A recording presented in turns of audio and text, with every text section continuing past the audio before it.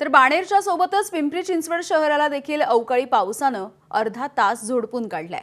सकाळपासून सूर्य आणि ढगांचा लपंडाव सुरू होता आणि अशामध्येच दुपारी पावसानं हजेरी लावली। अनेकांची तारांबळ देखील उडाली। हवामान विभागानं 2-3 दिवसांमध्ये पाऊस पडेल असा अंदाज वर्तवलेला आहे। अपेक्षेनुसार आज हा पाऊस पडला। काही काळ या ठिकाणी गारवा देखील निर्माण झाला होता।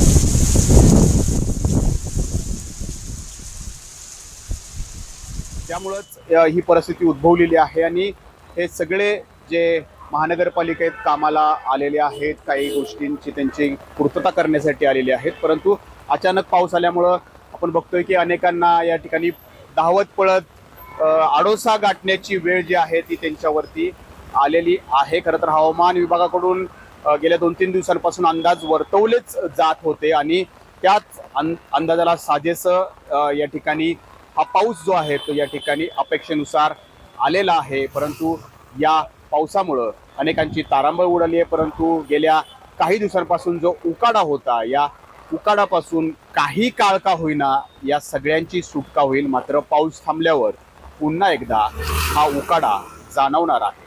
कॅमेरामन शैलेश जाधव, नाजिमुल्ला, एबीपी माझा, पिंपरी चिंचवड। एबीपी माझा, उघडा डोळे बघा नीट।